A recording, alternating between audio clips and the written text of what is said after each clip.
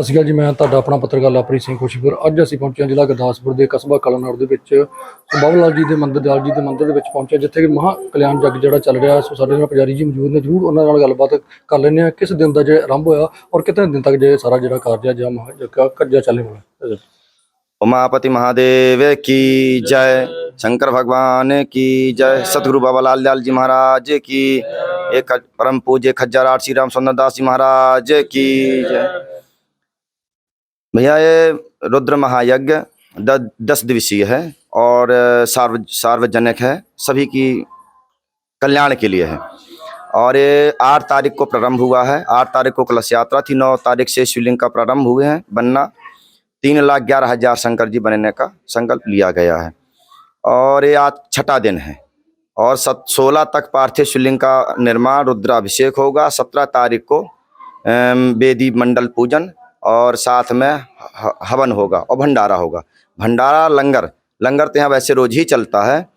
जो व्रत, जो पूजन पाठ में बैठते हैं या जिन्होंने व्रत रखा उनके लिए फलहार की व्यवस्था रहती है। जिन्होंने नहीं रखा उनके लिए भोजन की व्यवस्था रहती है सुबह के टाइम, और शाम के टाइम भी भोजन ही अनवरत चलता है। जब से कोई भी आए, इसमें कोई भी शामिल हो सकता है। लंगर भंडारे में कोई भी शामिल हो सकते हैं।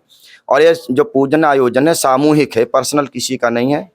ये महादेव का है और हम सभी के सहयोग से हो रहा है, सभी की भलाई के लिए, कल्याण के लिए। इसका कोई शुल्क नहीं है, इसका कोई चार्ज नहीं है। जिसकी मर्जी है वो सेवा करते हैं, कर रहे हैं। इसका आप कोई भी आ सकता है बैठने के लिए इस यज्ञ में, क्योंकि इस यज्ञ में बैठने के बहुत बड़े पुण्य हैं और फायदे बहुत हैं, लाभ है। अर्थ, धर्म, काम और मोक्ष हमारे शास्त्रों में 4 पुरुषार्थ बताए गए हैं। और मनुष्य के जीवन में 4 ही पुरुषार्थ हैं: धर्म, पूजन पाठ भजन, धर्म, अर्थ, धन आदि। अर्थ, धर्म, काम और मोक्ष जो गृहस्थी में जरूरी होता है, मोक्ष जो ऊपर काम आता है। यस यज्ञ से 4 पुरुषार्थ, किसी कोई कामना हो, कोई इच्छा हो जो प्राप्त नहीं हो रहा, तो महादेव तो ऑर्डर दानी सब कुछ देते हैं। जो पिछले जो चौथा हो रहा है, पिछले जो 3 है वो कहाँ पर है? वो भी यहीं पर हुए हैं। महाराज जी के आशीर्वाद से, महाराज जी के पूज्य श्री महाराज परम पूज्य श्री राम सुंदर दास महाराज जी के सानिध्य में, उन्हीं के आशीर्वाद से यहाँ पर 3 बार यहीं हुआ है, चौथी बार यहाँ हो रहा है और सभी भक्तों के सहयोग से यहीं पर हो रहा है। जो पिछले 3 वर्षों हुआ था वो कम है, उसमें कोई चेंजिंग किया सर? नहीं, यज्ञ का जो नियम होता मंडल आदि का उस वही है।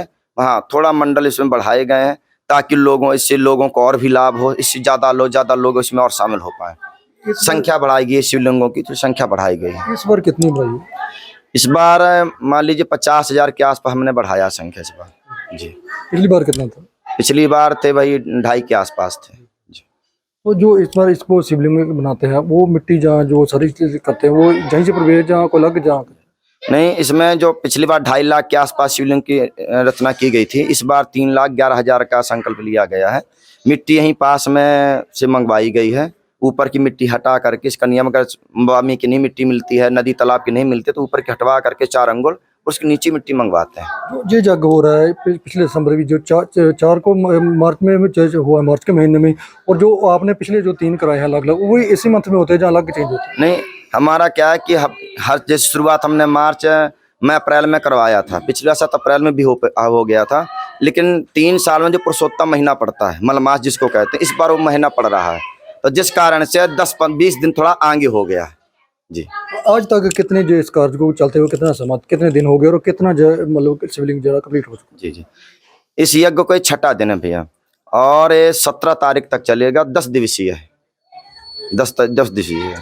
8 तारीख से शुरू हुआ है और आप 8 से मिलाकर आज का 6ठा दिन है।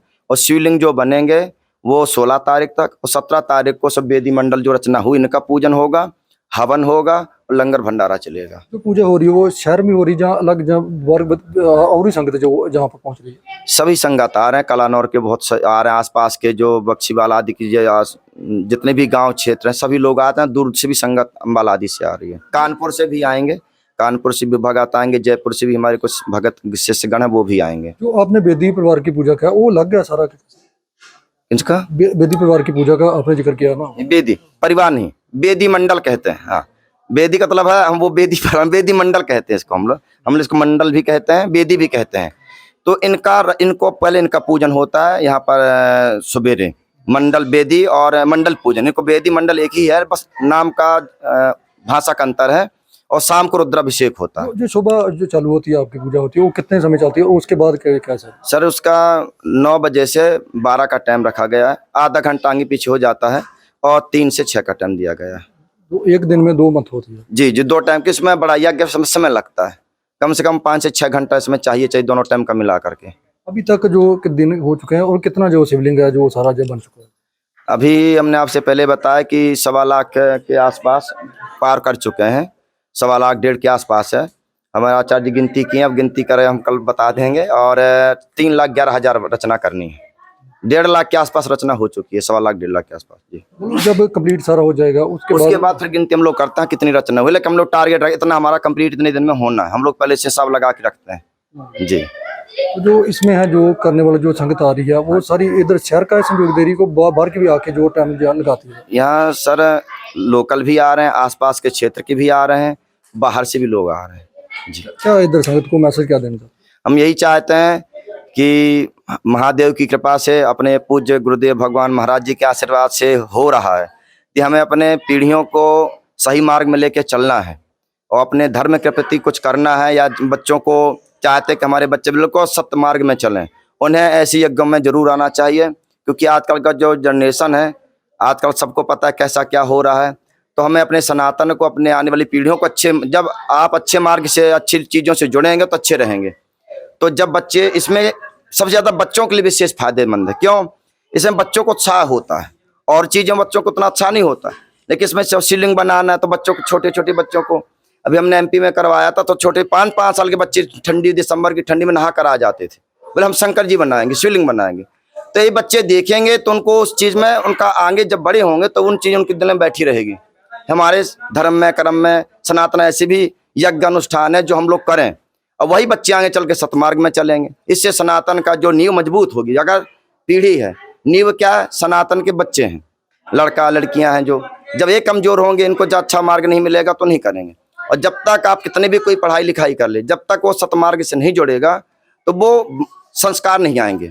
माता पिता, संत, ब्राह्मण, गुरु, इनको कैसे सम्मान, वो आपको सत्कर्म इसी से पता चलेगा। पूजन पाठ कैसे करना है, जब आप आएंगे बच्चों को बैठा रहेंगे, किसी के बच्चों में कोई दोष है, कोई परेशानी है, किसी का तो महादेव ऐसे ऑर्डर दानी है कि सबको देते हैं। हमारे साथ में पाणिनि जी को लेख मिलता है, उन्होंने महादेव की आशीर्वाद से उन्होंने ऐसे 14 सूत्र डमरू से निकाले कि वो उनकी, हमारे जैसे बड़े बड़े विद्वान व्याकरण का, पानी सूत्रों का अध्ययन करते हैं।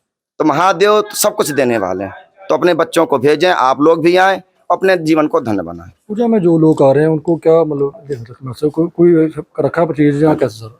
पूजन का सामान में सब इकट्ठा मंगवाया हुआ है, जो सामान यहाँ से मिल सकता तो हमने यहाँ से लिया हुआ है, और ज़्यादातर सामान हम बाहर से मंगवाते हैं। जो पूजन पाठ में कोई कमी नहीं होना चाहिए, हवन पूजन पाठ का इकट्ठा हम लोग सामान मंगाते हैं। इसमें सामान बहुत लगता है भैया, इसमें सामान बहुत लगता है। ਸੋ ਇਹ ਸਨ ਪੁਜਾਰੀ ਜਿਨ੍ਹਾਂ ਨੇ ਸਾਰੀ ਇਸ ਜਗ ਨੂੰ ਲੈ ਕੇ ਜਿਹੜੀ ਜਾਣਕਾਰੀ ਜਿਹੜੀ ਤੁਹਾਡੇ ਨਾਲ ਸਾਂਝੀ ਕੀਤੀ। ਸੋ ਮੈਂ ਤੁਹਾਡਾ ਆਪਣਾ ਪੱਤਰਕਾਰ ਲਵਪ੍ਰੀਤ ਸਿੰਘ ਖੁਸ਼ੀਪੁਰ।